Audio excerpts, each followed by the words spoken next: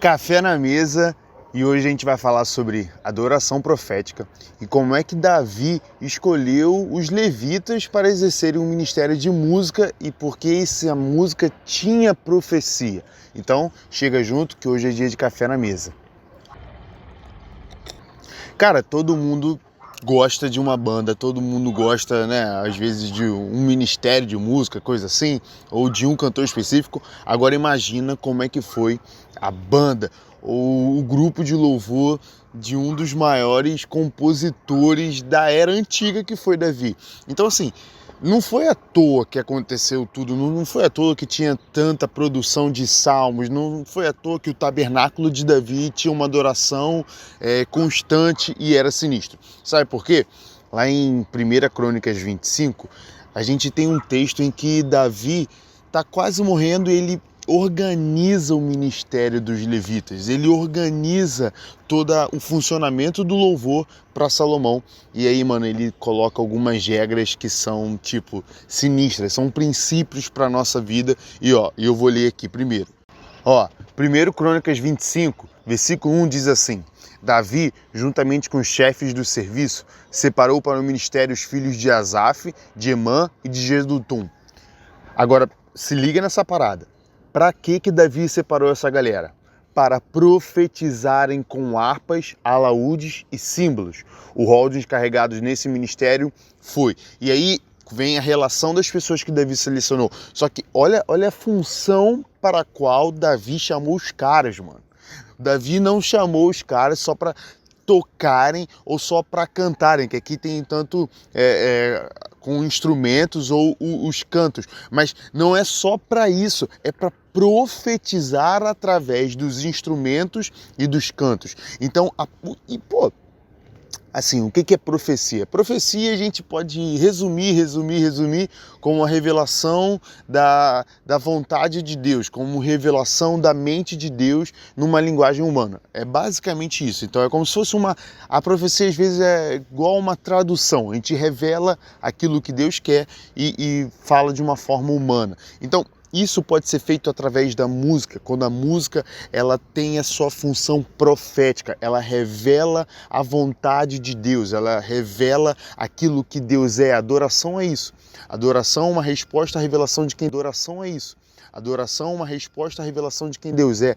E a adoração que é profética é uma resposta a quem Deus é e revelando a vontade de Deus, revelando a mente de Deus. E é muito sinistro porque quando Davi seleciona os caras, tinha um cara específico, Jedutum, que olha o que o texto diz sobre ele. Jedutum profetizava com harpas e ações de graças e louvores ao Senhor.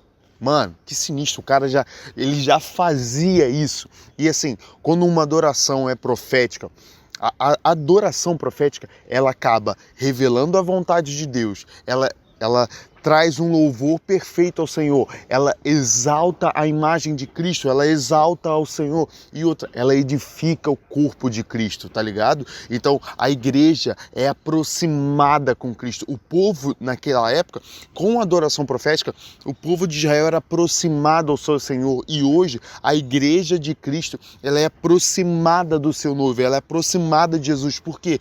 Porque está sendo revelado a vontade de Deus. E por quê? Porque está tendo uma resposta à revelação de quem ele é. Olha o que o Fábio Coelho fala sobre a profecia no meio da igreja e a importância disso. Ó, o serviço da profecia colabora para o aumento da percepção, sujeição e desenvolvimento da ação do Espírito na vida de uma pessoa ou comunidade, porque aproxima ambientes do relacionamento com a voz de Deus. Cara, olha só, aumentar a percepção. A adoração profética nos ajuda a aumentar a percepção da ação do Espírito Santo. Então, às vezes não é nem com que as coisas passem a acontecer. A gente falou sobre isso no último vídeo, sobre o sobrenatural e o natural. Não é que agora as coisas estão acontecendo, mas a profecia nos faz abrir os olhos. A profecia nos faz aumentar a percepção da ação do Espírito Santo em nosso meio, tá ligado? E não é só sobre isso. Quando a gente vê no final do mesmo capítulo, Davi tem mais uma parada que ele explica que é segundo princípio que eu achei sensacional, mano. Olha o que ele diz lá no versículo 7. E separou jovens e velhos, mestres e discípulos, e havia sorteio entre eles. Cara, Davi não separou só os caras brabos que estavam acostumados a profetizar, mano. Isso é lindo. Ele separou jovens e velhos, mestres e discípulos. Então havia um interesse na continuidade, havia um interesse na perpetuidade dessa adoração profética, cara.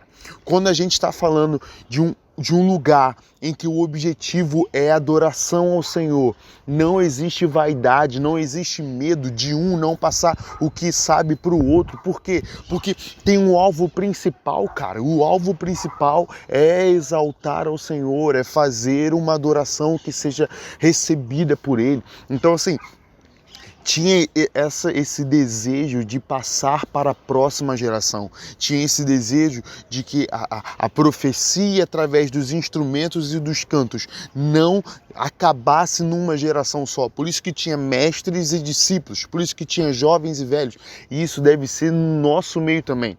Sobre isso também, olha o que o Mike Bickle fala no seu livro Harpa e Taça como modelo de adoração. Olha essa parada aqui sinistra.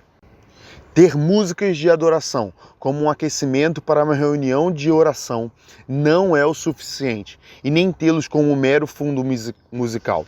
Os músicos precisam cultivar no seu interior um espírito profético fluindo como um rio.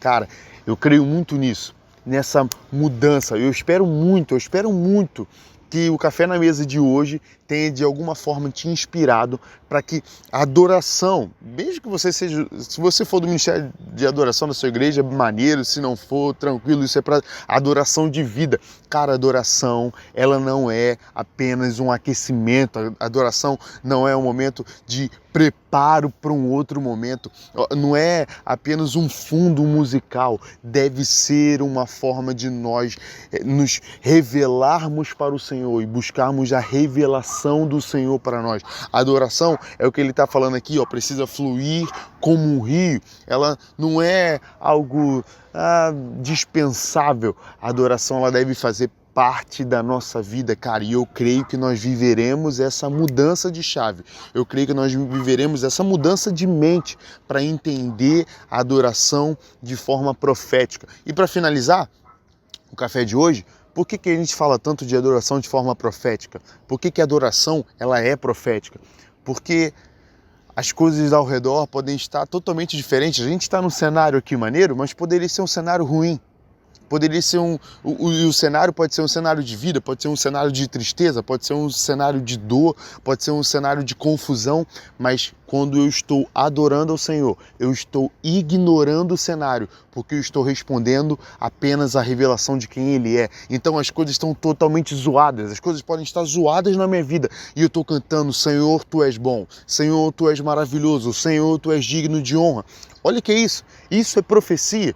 Eu tô ignorando o que está ao meu redor e eu estou apenas respondendo aquilo que Deus é. Então, o cenário na nossa cidade, aqui eu estou de Nova Iguaçu, no Rio, então falando de Nova Iguaçu, do Rio de Janeiro, do Brasil em geral, pode ser de violência, pode ser de um cenário de caos, e a gente está declarando: a paz de Deus reina nesse lugar, há o reino de Jesus nessa cidade, há o reino de Jesus nesse lugar. Então, assim, é uma adoração profética. Eu sei quem Deus é, eu estou respondendo essa revelação e eu estou declarando a vontade de Deus no meu ambiente, eu estou declarando a vontade de Deus no meu lugar, independente do cenário à minha volta. Então, mano, esse é o Café na Mesa. Eu espero que você tenha gostado desse vídeo, tenha te inspirado. Mais do que curtir, curte, compartilha, se inscreve no canal. Você tem que fazer mais do que isso, que a gente comece a viver uma adoração que seja de verdade, meu parceiro, e que Deus te abençoe.